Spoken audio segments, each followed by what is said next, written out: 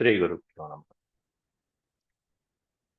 వ్యాస విరచిత శ్రీమన్ మహాభారతంలో సభాపర్వంలో నేడు మనం 21వ అధ్యాయాన్ని ప్రవచించుకుంటున్నాం. నేడు చెప్పుకోబోయేటువంటి అంశం మగధ రాజ్యంలోకి ప్రవేశించినటువంటి శ్రీకృష్ణార్జునుడు, భీమసేనుడు ముగ్గురు కలిసి ఆ నగరం యొక్క చైత్యం ఏదైతే ఉంటుందో ప్రాసాదం, ఆ చైత్య ప్రాసాదంలో ఉన్నటువంటి అత్యద్భుతమైనటువంటి ప్రసిద్ధికి ఎక్కినటువంటి వాయిద్యాలని అలాగే చైత్యమును నాశనం చేసి రాజవీధి గుండా రాజ్యంలో ప్రవేశించి జరాసంధుడితో సంభాషించడం జరుగుతుంది. వీళ్ళ ముగ్గురు కూడా బ్రాహ్మణ వేషాల్లో వస్తున్నారు. స్నాతకుల వేషాల్లో, స్నాతకుల్లాగా ఏదో విద్యను అభ్యసించి పూర్తి చేసుకుని వచ్చేటువంటి స్నాతకులు ఏ విధంగా అయితే ఉంటారో ఆ విధంగా జరాసంధుడిని కలుస్తున్నారు. జరాసంధుడితో శ్రీకృష్ణ స్వామి ఎలా సంభాషించారు అనేటువంటిది కూడా దీంట్లో చెప్పడం జరుగుతుంది. ఈ జరాసంధుడితో ద్వంద్వ యుద్ధం అనేటువంటిది ప్రధానమైనటువంటి ఉద్దేశంగా వీరు ముగ్గురు అక్కడికి చేరుకోవడం జరిగింది. ఆ వివరాలు నేటి పాఠంలో మనం చెప్పుకున్నాం. ముందుగా భగవత్స్మరణ చేసుకుని ప్రారంభించుకుందాం. ఓం శుక్లాంబరధరం విష్ణుం శశివర్ణం చతుర్భుజం ప్రసన్నవదనం ధ్యాయేత్ సర్వవిఘ్నోపశాంతయే.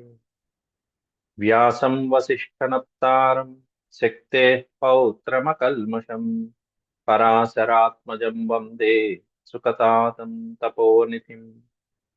వ్యాసాయ వ్యాసరూపాయ విష్ణవే నమో వై బ్రహ్మనిధయే వాసిష్ఠాయ నమో నమః.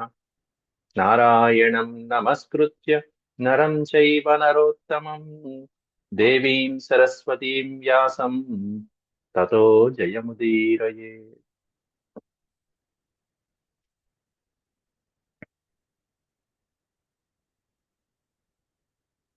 దీంట్లో నిన్న మనం 19 శ్లోకాల వరకు చెప్పుకున్నాం.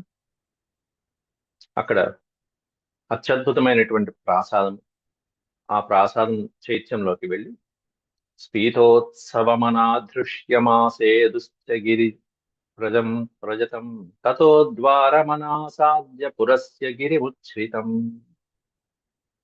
అక్కడ అత్యద్భుతమైనటువంటి ఉత్సవం, వేడుకలు జరుగుతున్నాయి ఆ పర్వతం పైన. ఇది మగధ రాజులకి, వాళ్ళకి, ప్రజలకి ఇష్టమైనటువంటి పర్వతం. ఆ ప్రాంతాన్ని గిరివ్రజం అని కూడా అంటారు. ఆ ఉన్నతమైనటువంటి గిరిని, ఆ పర్వతాన్ని ఎక్కి తతో ద్వారమనాసాద్య, పురస్య ద్వారం ఏదైతే ఉంటుందో ఆ పురద్వారం నుంచి వెళ్ళదా వీళ్ళు. 5 ప్రదేశంలో అత్యద్భుతమైనటువంటి పర్వతాలు ఉన్నాయని పూర్వ శ్లోకాల్లో చెప్పాం. దాంట్లో ఒక చైత్యం నుంచి వెళ్తున్నారు. ఎందుకంటే శత్రుపురానికి వెళ్ళేటప్పుడు ఎప్పుడు కూడా రాజద్వారం నుంచి, ప్రవేశ ద్వారం నుంచి వెళ్ళటం అనేటువంటి రాజనీతి కాదు. హనుమంతుల వారు కూడా లంకలో ప్రవేశించినప్పుడు కూడా లంకాపురి ద్వారం నుంచి వెళ్ళకుండా ఆయన ఉత్తర ప్రాకారం ఎక్కి ఆ ఉత్తర ప్రాకారం నుంచి లోపలికి దూకడం జరిగింది. అక్కడ కూడా లంకిని వచ్చింది. ఇక్కడ కూడా ద్వారమనాసాధ్య అన్నారు. పురద్వారం ఏదైతే ఉంటుందో ఆ పురద్వారాన్ని పొందకుండా వేరే చైత్యం దగ్గరికి వెళ్ళారు. అక్కడ బార్హద్రథై పూజ్యమానం తదా నగరవాసిభి మాగధానాంతురుచిరం చైత్యకాంతరమాద్రవన్. బార్హద్రథై అంటే బృహద్రథుని యొక్క బంధువులు ఎవరైతే ఉంటారో, జరాసంధుడి బంధువులు అందరు ఎవరైనా, వాళ్ళందరి చేత తరతరాలుగా పూజించబడుతున్నటువంటిది, నగరవాసులందరి చేత కూడా ఆరాధించబడుతున్నటువంటిది అత్యద్భుతమైనటువంటి చైత్యం. మంచి కోట, పర్వత శిఖరాలు అక్కడ ఉన్నాయి. అయితే ఈ చైత్యానికి ఉన్నటువంటి విశేషం ఏమిటి అనేటువంటిది 20వ శ్లోకంలో వర్ణిస్తున్నారు. ఆ చైత్య ప్రసాదం దగ్గర పూర్వం బృహద్రథుడు ఒక రాక్షసుడితో యుద్ధం చేసి అతన్ని సంహరించడం జరిగింది. అతని యొక్క చర్మంతో 3 అత్యద్భుతమైనటువంటి పెద్ద పెద్ద భేరీలని తయారు చేశాడు ఆ రాక్షసుడి చర్మంతో. ఆ విషయం చెప్తున్నారు. యత్ర మాంసాద వృషభ మాంససాద బృహద్రథ. మాంసాద అనే పదానికి అర్థం ఏంటంటే మాంసమును తినేవాడు అని అర్థం. మాంస ప్లస్ ఆద. ఆద అంటే తింటారు. మాంసాదం వృషభమాస. వాడు వృషభ రూపంలో వచ్చాడు, ఒక దున్నపోతు రూపంలో వచ్చాడు. ఆ రాక్షసులు అనేకమైనటువంటి రూపాల్లో వస్తూ ఉంటారు. భాగవతం అంతా అదే శ్రీకృష్ణ పరమాత్ముడితో. శకటాసురుడని, అఘాసురుడని సర్పం రూపంలోను, కొంగ రూపంలోను. ఇట్లా రాక్షసుడు వృషభమాససాద బృహద్రథ, వృషభ రూపంలో వచ్చాడు. బృహద్రథుడు కనిపెట్టాడు. ఆ రాక్షసుని సంహరించేశాడు బృహద్రథుడు తన పరాక్రమంతో. సంహత్వా మాసతాం సంహత్వా మాసతాళాభిః. మాసతాళము. తాళము అంటే ఏంటంటే శబ్దం చేసేదాన్ని తాళం అంటాం. ఆ రాక్షసుణ్ణి సంహరించి వాడి యొక్క శరీరంతో మాసతాళాభిస్తిస్రో భేరీకారయత్. అత్యద్భుతమైనటువంటి భేరీలని వాడి యొక్క చర్మంతో చేశాట. మూడు చేశాట అక్కడ. త్రిస్రహ, మూడు పెద్ద పెద్ద భారీ ఆకారంతో ఉండేటువంటి భేరీలు అంటే డప్పులు. బాకాలు భజంత్రీలు లాగా ఏవైతే డప్పులు ఉంటాయో దానిపైన చర్మం వేస్తారు. మనకి ఇప్పటికి కూడా తబలా వాయిస్తున్నప్పుడు కూడా పైన ఉంటుంది చర్మం. అట్లాంటిది మూడు పెద్ద పెద్ద భేరీల్ని ఆ రాక్షసుడి యొక్క వృషభ ఆకారంలో వచ్చిన రాక్షసుడితో చర్మంతో చేయడం జరిగింది. వీటిని మాసతాళములు అనేటువంటి పేరుతో పిలుస్తూ ఉంటారట. ఎందుకని మాసతాళములు అని చెప్పి అంటారు అంటే, వాళ్ళు ఒకసారి గనక వాయించారంటే, ఆ ఢక్కల్ని వాయించారంటే నెల రోజుల పాటు శబ్దం వస్తూ ఉంటుంది. అందువల్ల వాటికి మాసము, నెల, మాస తాళములు. ఒకసారి ఎవరైనా ధ్వని చేశారు అంటే ఒక నెల పాటు అలా కంటిన్యూషన్ గా ఆ శబ్దం మోగిపోతూనే ఉంటుంది. అట్లాంటి విశేషమైనటువంటి భేరీలను తయారు చేయించాక వాటిని మాసతాళములు అనేటువంటి పేరుతో పిలుచుకుంటూ వచ్చారు. అయితే వాటిని అక్కడ ప్రతిష్ఠించారు ఆ చైత్యంలో. ఈ కృష్ణార్జునుడు, భీమసేనుడు ముగ్గురు కలిసి అక్కడికి వచ్చారు. ముందు అక్కడ స్వపురే స్థాపయామాస తేన చానహ్య చర్మణ యత్ర తాః ప్రాణదన్ భేర్యో దివ్య పుష్పావ చూర్ణితా. ఆ భేరీల గురించి చెప్తున్నాడు. రాక్షసుణ్ణి సంహరించి తన రాజ్యంలో వాడి యొక్క చర్మంతో చా చాణహ్య చర్మణ అని చూసారా, ఆ రాక్షసుడి యొక్క చర్మంతో అత్యద్భుతమైనటువంటి భేరీని తయారు చేసి తన రాజ్యంలో నిర్మించి ఆ చైత్యంలో ఆ తయారు చేయించినటువంటి భేరీల్ని ఏర్పాటు చేసి యత్రతాహ ప్రాణదన్ భేర్యో, ఎవరైతే ఆ భేరీల్ని మోగిస్తారో నెల రోజుల పాటు ఆ శబ్దం ప్రతిధ్వనించడమే కాకుండా ఇంకొక విశేషం ఏంటంటే దివ్య పుష్ప అవచూర్ణిత. ఇది మోగిచ్చినప్పుడల్లా పైనుంచి దివ్య పుష్పవృష్టి కురుస్తూ ఉంటుంది. దివ్య పుష్పావచూర్ణిత.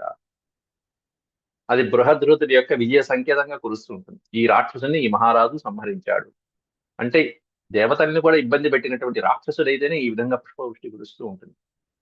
దివ్య పుష్పాలు అంతరిక్షం నుంచి పడుతూ ఉంటాయట ఇది మోగించినప్పుడల్లా. ఇది దాని యొక్క విశేషం. అట్లాంటి ఒక అత్యద్భుతమైనటువంటి ఢక్క అక్కడ ఉన్నది. దాన్ని ఈ భీమార్జునులు, శ్రీకృష్ణ పరమాత్ముడు చూసి దాన్ని భంక్త్వా భేరీత్రయం తేపి చైత్య ప్రాకారమాద్రవన్, దాని విశేషాలు తెలుసుకున్నారు. ఎందుకంటే కృష్ణ పరమాత్ముడు అన్ని చెప్పుకుంటూ వివరించుకుంటూనే వస్తున్నాడు. వెంటనే భీమసేనుడు ఏం చేశాడంటే భేరీత్రయం భంక్త్వా, చూడంగానే మన భీమసేనుడు కాస్త ఏదైనా సరే, ఎందుకంటే మరి చూసి రమ్మంటే కాల్చుకొచ్చేటువంటి ఆ పెద్ద స్వామి తమ్ముడేగా, ఆంజనేయ స్వామి తమ్ముడేగా భీమసేనుడు. కాబట్టి వెంటనే ముందు దాన్ని పాడు చేసేదాడు. భంక్త్వా అంటే నాశనం చేయడం.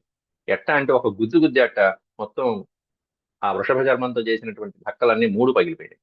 భంక్త్వా భేరీత్రయం తేపి, ఆ తర్వాత చైత్య ప్రాకారమాద్రవన్, చైత్య ప్రాకారంలోకి ప్రవేశించారు. ఎందుకంటే శత్రువు రాజ్యంలోకి ప్రవేశించేటప్పుడు పురద్వారంలోకి ప్రవేశించకూడదు, ఒకటి నియమం. రెండో నియమం ఏమిటంటే సామరస్యంగా సామోపాయాలతో వెళ్ళకూడదు. యుద్ధం చేయాలని సంకల్పించి వెళ్ళేటువంటి వాడు ఎప్పుడు ఇట్లా వెళ్ళాడు. మంచి మాటలు చెప్తూనే వెళ్ళాడు, గొడవలు చేసుకుంటూనే వెళ్తాడు, అల్లరి పనులు చేసుకుంటూనే వెళ్తాడు. ఇట్లా వెళ్ళటం అనేటువంటిది క్షత్రియోచితమైనది. అందువలన ఇక్కడ భీమసేనుడు దీంతో ప్రారంభించాడు. ఇంకా ముందు ముందు చాలా ఉంటాయి. వెళ్ళే వాళ్ళందరినీ కొట్టుకుంటూ పోతాడు. అట్లా వెళ్తున్నాడు. ద్వారతోభిముఖా సర్వే యయుర్నానాయుధాస్తథా. ద్వారతో అభిముఖా సర్వే, అసలైనటువంటి పురద్వారం నుంచి వెళ్ళకుండా ద్వారతో అభిముఖంగా వెళ్ళారు. ఎట్లా అంటే యయుర్నా నా నానాయుధాస్తథా, అనేకమైనటువంటి ఆయుధాలు అప్పటిదాకా ధరించి ఉన్నారు. ఇప్పటిదాకా ఆయుధాలు ఉన్నాయి, ఇక ఇప్పుడు ఆయుధాల తర్వాత విడిచిపెట్టేసి కేవలం కాలినడకన ఆయుధాలు పక్కన పెట్టేసి వెళ్తారు విద్యార్థుల్లాగా. ఇప్పటిదాకా ఆయుధాలు ఉన్నాయి వారి చేతిలో. మాగధానాం సురుచిరం చైత్యకం తమసప్తం సమాద్రవన్ శిరసీవ సమాఘ్నంతో జరాసంధం జిఘాంస్వః.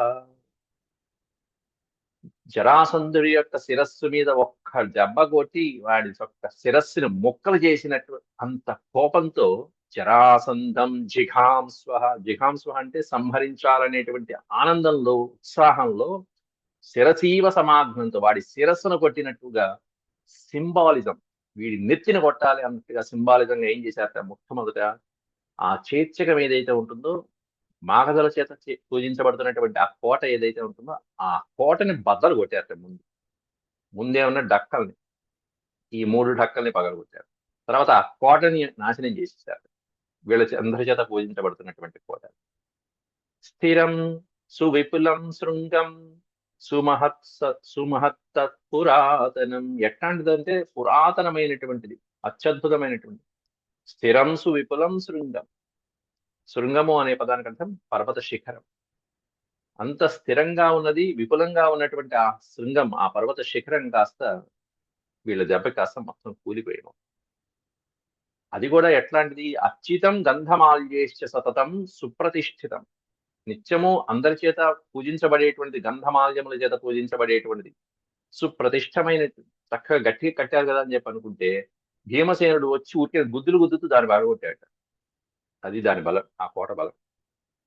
అది చైత్యకం యొక్క, అంటే తోరణాలతో చక్కగా ఉండేటువంటి, మనకి ఇప్పుడు చూడండి ఏదైనా మంచి మంచి ప్రదేశాలకు వెళ్తున్నప్పుడు, గుళ్ళకు దేవాలయాలకు వెళ్తున్నప్పుడుగా తోరణాలలా కడతారు. అది చైత్య ప్రాకార ద్వారం, ప్రవేశ ద్వారం. అట్లాంటివన్నీ ఏవైతే ఉంటాయో అవన్నీ పడగొట్టుకుంటూ వచ్చేస్తాడు మనవాడు. తతస్తే మాగధం హృష్టాః పురం ప్రవివిశుస్తథా. ఆ తర్వాత ఆనందంతో, హృష్టాః పరమానందంతో మాగధ రాజ్యంలోకి, ఆ పురంలోకి ప్రవేశించారు ముగ్గురు కలిసి.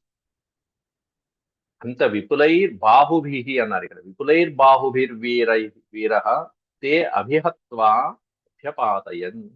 అంత సుప్రతిష్టంగా ఉన్నటువంటి దాన్ని కాస్త భీమసేనుడు తన యొక్క బాహువులతోనే, విపులైర్ బాహు అని ఒకసారి జబ్బలు దరుచుకున్నాడు. ఇదంతా నా దగ్గర అని చెప్పేసి అన్నాడు. ఒక గుద్దు గుద్దితే మొత్తం ఇటో గోడ అటో గోడ అటు 4 గోడలు మొత్తం పడిపోయాయి. విపులైర్ బాహువీర్యేహి తే అభిహత్య అభ్యపాతయన్. అభ్యపాతయన్, పాతయన్ అంటే పడేయటం, పడగొట్టడం.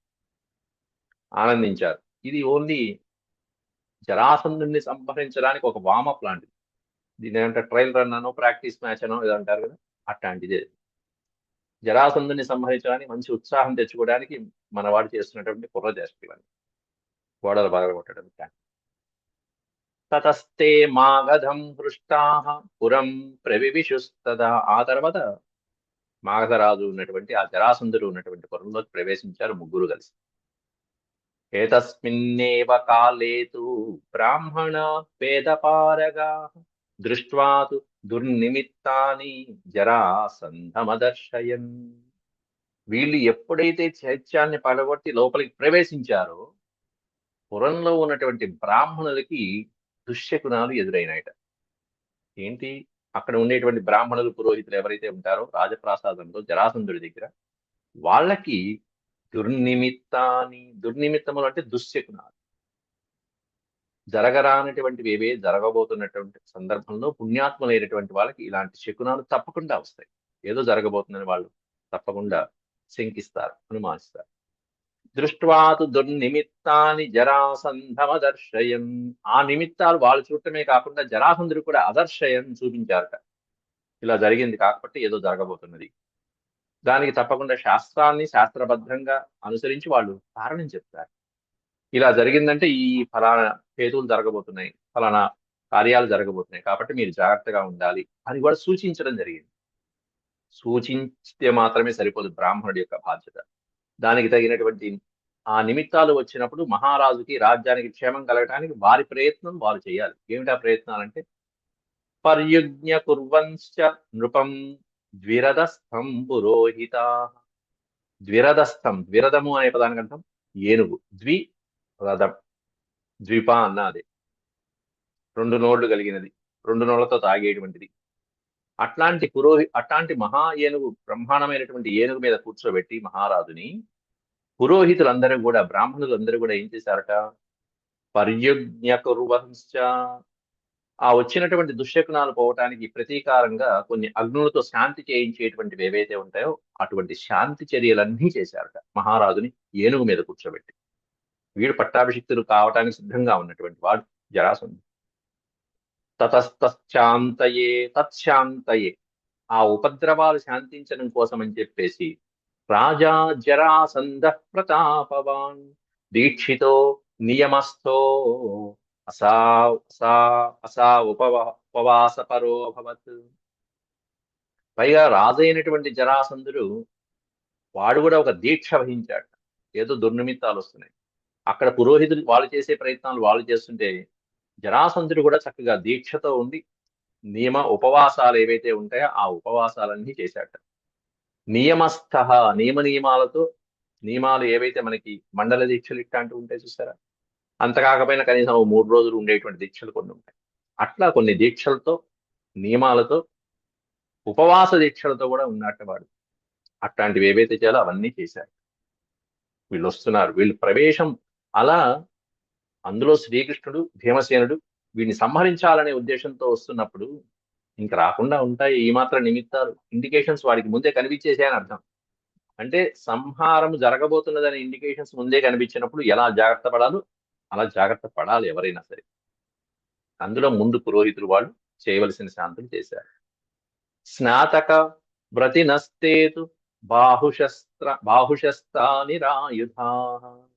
ఇప్పుడు వాళ్ళ ఆయుధాలు ఏవైతే ఉన్నాయో ఆ ఆయుధాలను పక్కన పెట్టేసి ఆ చైత్యంలో పడగొట్టినటువంటి చైత్యం మీద అక్కడ పెట్టేసి వీళ్ళు బయలుదేరారు. ఆయుధాలు లేకుండా నిరాయుధా అన్నారు.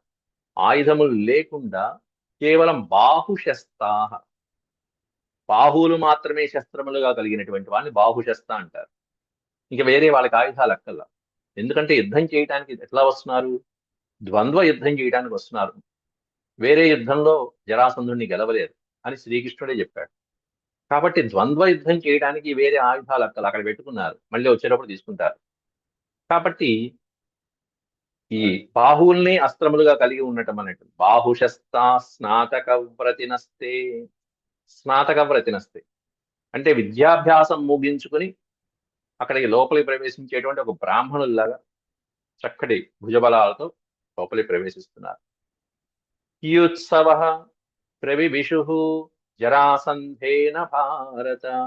జరాసంధుణ్ణి సంహరించాలనేటువంటి ఉత్సవంగా, వేడుకగా యుయుత్సవ, ఉత్సాహంతో బయలుదేరారు ఆనందంలో. అయితే ఆ వీధిలో వస్తున్నటువంటి ఆ రాజమార్గంలో భక్ష్యమాల్యాపణానం, ఆపణము అనే పదానికి అర్థం సంస్కృతంలో దుకాణములు అని అర్థం. వీధిలో ఉండేటువంటి అటో ఇటో కొన్ని దుకాణాలు ఉంటూ ఉంటాయి. అన్ని రకాల దుకాణాలు, ముఖ్యంగా అవసరమైన ప్రజోపకారమైనటువంటి అవసరాలకు సంబంధించినటువంటి ఏ ఏ దుకాణాలు అయితే ఉన్నాయో అవన్నీ ఉన్నాయట. అవి చూసుకుంటూ వెళ్తున్నారు. కొన్ని ఏమన్నా భక్ష్యములు సంబంధించినటువంటి ఆహార పదార్థాలు, పప్పు దినుసులు అమ్మేటువంటివి ఏవైతే ఉంటాయో వాటి దుకాణాలు. మాల్య ఆపణాన అంటే చక్కగా పూలమ్మేవి, పూలని మాలలుగా కట్టేటువంటి దుకాణాలు. ఇవన్నీ వివరంగా చూసుకుంటూ వెళ్తున్నారు.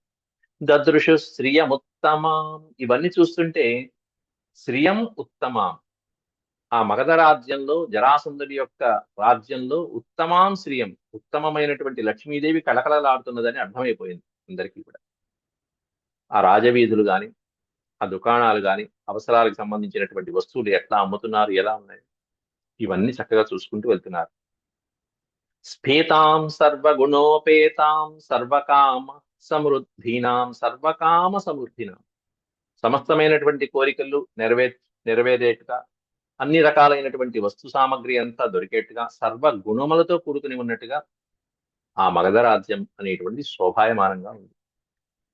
ఇవన్నీ చూస్తూ తాం తు దృష్ట్వా సమృద్ధిం తే వీథ్యాం తస్యాం నరోత్తమ. ఆ వీధిలో ఈ కంసుడు జరాసంధుడి యొక్క సమృద్ధి, రాజ్య సమృద్ధిని, విశేషాలని చూసుకుంటూ ఆ వీధిలో బయలుదేరుతూ రాజమార్గేణ గచ్చంతః కృష్ణ భీమ ధనంజయా. ఆ కృష్ణ భీమ ధనంజయులు, ధనం జయా, ధనమును జయించేటువంటి వాడు, ధనమును తీసుకొచ్చేటువంటి వాడు ధనంజయుడు. రాజమార్గంలో వెళ్తూ వెళ్తూ అక్కడ ఎవరో ఒక దుకాణంలో చక్కగా పూలదండలు కడుతున్నారు. ఆ పూలదండలు కడుతున్నటువంటి వాళ్ళ దగ్గర నుంచి బలాద్గృహీత్వా మాల్యాన్ని, బలవంతంగా ఆ మాలను 3 తీసుకుని వేసుకున్నారు ముగ్గురు. వాళ్ళకి డబ్బులు ఇచ్చేది లేదు, ఏమీ లేదు, బలవంతంగా తీసుకున్నారు. విశేషంగా రాశారు. ఇంక వేరే డబ్బులు ఇచ్చేది లేదు, ఎందుకంటే అతికితే కతకదని మనకి సామెత కూడా ఉంది. ఇక్కడ చేసుకోవాల్సింది ఏంటంటే వీటితో విరుద్ధమే, గొడవ పెట్టుకోవాలి. గొడవ పెట్టుకోవాలి కాబట్టి వచ్చిన చోట ఎలా ఉండాలంటే ఇలాగే ఉండాలి. ఇవన్నీ రాజు దాకా వెళ్ళిపోతాయి, జరాసంధుడి దాకా వెళ్ళిపోతాయి అప్పటికే. ఇట్లా వీళ్ళు ఇట్లా ఇట్లా ఇట్లా లోపలికి వచ్చారనేటువంటి ఇండికేషన్స్ అన్ని వెళ్ళిపోతాయి జరాసంధుడి.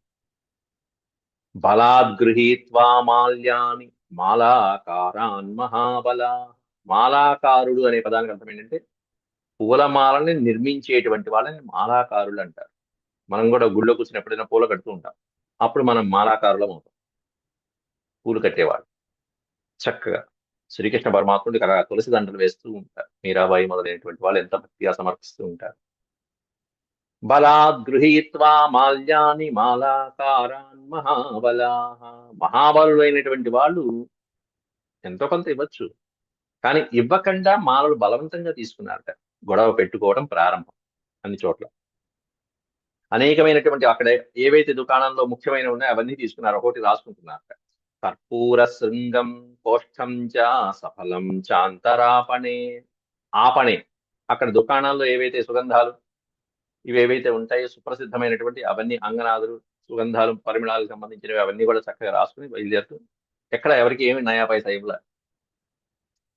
వైశ్యాత్, వైశ్యుల దగ్గర నుంచి. అక్కడ వైశ్యులు అంటే ఇలాంటి వర్తకం చేసేటువంటి వాళ్ళ బాధ్యత వైశ్యులదే కాబట్టి అక్కడ ఉన్నటువంటి ఆ దుకాణాల్లో ఉన్నటువంటి వైశ్యుల దగ్గర నుంచి బలాత్, వైశ్యాత్ బలాత్ గృహీత్వా తే విహృత్య చ మహారథ. మహారథులైనటువంటి వాళ్ళు వైశ్యుల దగ్గర నుంచి బలవంతంగా తీసుకుని వాళ్ళని వదిలిపెట్టి వీళ్ళు లోపలికి బయలుదేరారు. ఇక ముగ్గురు ఆ వైశ్యుల్ని వదిలిపెట్టేసి, ఆ దుకాణాల్లో వాళ్ళని వదిలిపెట్టేసి ఏం చేయకుండా బలవంతంగా తీసుకుని మాత్రం వెళ్ళిపోయారు. లోపలికి వెళ్ళి విరాగ వసనా సర్వే విరాగ వసనా. వసనము అంటే వస్త్రము. విరాగ వసనము అంటే చక్కగా చూడటానికి అట్రాక్టివ్ గా భిన్నమైనటువంటి వర్ణాలతో ఉండటం విరాగ వసనం. రాగము విరాగము అంటే చూడంగానే ఏంటి వస్త్రాలు ఇలా ధరించారే, స్నాతకులు అయితే ఇలా ధరించరే అని గుర్తుపట్టేట్టుగా ఉండాలి భిన్నంగా. వాళ్ళేమి స్నాతకులు కాదు, వాళ్ళేమి బ్రాహ్మణులు కాదు, కాబట్టి తెలిసిపోవాలి. జరాసంధుడు చూడంగానే ఇవే అడుగుతాడు. మీరు స్నాతకులు అంటున్నారు, వస్త్రాలు చూస్తే ఇట్టా ఉన్నాయని చెప్పి అడిగేస్తాడు, లాగేస్తాడు పట్టు. సులభంగానే దొరికిపోతారు గుర్తుపట్టడానికే. విరాగ వసనా సర్వే స్రగ్విణో మృష్టకుండలా. మృష్టకుండలా అంటే చక్కటి బంగారు కుండలాలు పెట్టుకుని, మాలలు, స్రక్ అంటే మాల, స్రగ్విణో చక్కటి పూలమాలను ధరించి, విరాగ వసనా సర్వే అందమైనటువంటి రంగురంగుల వస్త్రాలను ధరించి, నివేశన మధాజగ్ముర్జరాసంధస్య ధీమతః. జరాసంధుడు ధీమంతుడైనటువంటి, బలవంతుడు, బుద్ధిమంతుడైనటువంటి జరాసంధుడి యొక్క నివేశనం అంటే గృహం, అంతఃపుర ప్రాకారం ఏదైతే ఉందో దాంట్లోకి ప్రవేశించారు. ఇక అధాజగ్ము, ఎవరు అడ్డగించాల ఈ స్నాతకులు. కృష్ణ పరమాత్ముడు ముందుంటే ఎవరు అడ్డగిస్తారు? అడ్డగించే దమ్ముందా? పైగా కృష్ణుడి వెనకాల అర్జునుడు, అర్జునుడి వెనకాల భీమసేనుడు నడుస్తూనే ఉన్నారు. వెనకాల భారీ కాయని చూడంగానే ఎవరు ఆపుతాడు ఇంకా? ఓ మదించినటువంటి మదగజాలను నడిచి వస్తున్నట్టు ఉంటుంది భీమసేనుడిని. ఆ ఆకారం చూస్తుంటే ముందు ఉన్నటువంటి వాళ్ళే, ముందున్న వాళ్ళే మూర్చిపోతారు. అట్లాంటి ఆకారంతో వస్తున్నారు. అలాగే గోవాసమి గోవాసమివ వీక్షంతః సింహా హైమవతాయత. ఎలా ప్రవేశిస్తున్నారంటే సింహములు గోశాలలో ప్రవేశిస్తున్నట్టుగా ప్రవేశిస్తున్నారు. సింహ హైమవత ఎట్లాంటి ఎక్కడి సింహాలుట? హైమవత సింహ.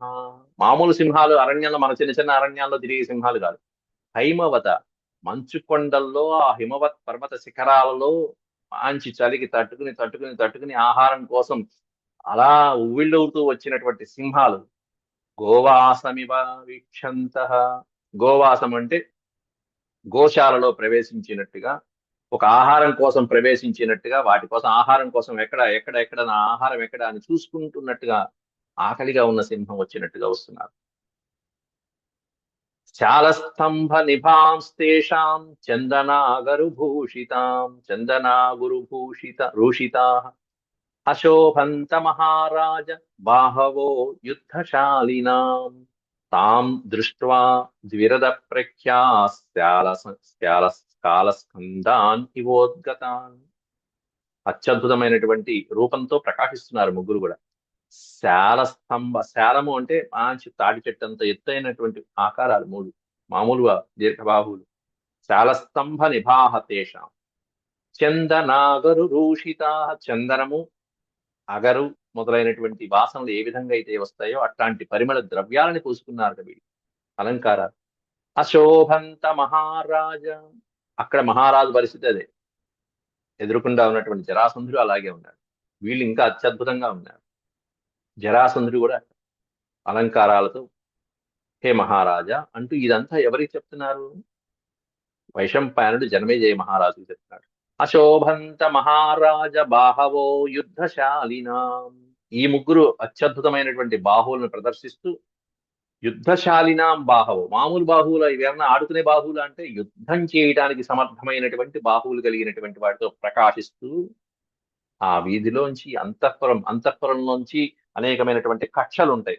కక్షలు అనే పదానికి అర్థం ఏంటంటే మనకి ద్వారాలు ఏవైతే ఉంటాయో అంతఃపురంలో ప్రవేశించడానికి అట్లాంటి ప్రథమ కక్ష, ద్వితీయ కక్ష, తృతీయ కక్ష, మొదటి సింహద్వారం. మనం గుడిలోకి వెళ్తే చూడండి, ఆ గర్భగుడిలోకి వెళ్ళటానికి ముందే అంతరాలయాలు ఉంటాయి, ప్రాకారాలు ఉంటాయి, రాజగోపురం ఉంటుంది, సింహం అలాగే ద్వారాలు ఉంటాయి. అట్లా ఆ కక్షల్ని దాటుకుంటూ వెళ్తున్నారు ఒక్కొక్కటి ఒక్కొక్కటి. తాం దృష్ట్వా ద్విరద ప్రఖ్యాః శాలస్కందాని వోద్గతాన్. శాలస్కందములు బ్రహ్మాండమైనటువంటి బాహువులు. స్కందము అనే పదానికి అర్థం ఏంటంటే ఇక్కడ మెడ దగ్గర ఎద్దుకి మూపురం లాగా ఉంటుంది, స్కందం అంటారు దాన్ని. బాగా బలిష్టమైనటువంటి వాళ్ళకి, బాడీ బిల్డర్స్ బ్రహ్మాండంగా ఇక్కడ పైకి లేచి ఉంటుంది ఆ స్కందము. బలిష్టమైనటువంటి ఎద్దు యొక్క మూపురంతో పోలుస్తూ ఉంటారు దాన్ని. అట్లాంటి బలిష్టమైనటువంటి భుజబలాలతో లోపలికి ప్రవేశిస్తున్నారు ముగ్గురు కూడా. వ్యూఢోరస్కాన్ మాగధానం విస్మయ సమపద్యత. ప్రవేశించేటువంటి ఆ ముగ్గురు కూడా వాళ్ళని చూసి మాగధానం విస్మయ సమపద్యత. మగధ వంశీయులైనటువంటి పురప్రజలైన, మంత్రులైన, సేవకులైన వీళ్ళందరికీ కూడా ఆశ్చర్యాన్ని కలిగించేట్టుగా ఉన్నాయిట ఆ శరీర దేహ దారుఢ్యాలు ముగ్గురివి కూడా. వ్యూఢ ఉరస్కాన్. వ్యూఢ అంటే విశాలమైనటువంటి వక్షస్థలం కలిగినటువంటి వారు ముగ్గురు. కృష్ణార్జునుడు, భీమసేనుడు. విశాలమైన వక్షస్థలము, తాటి చెట్టంత ఎత్తు ఓ పక్కన, ఈ భుజాలు ఏమన్నా 5 తలకాయల పాముల్లాగా ఉన్నాయి ఓ పక్కన.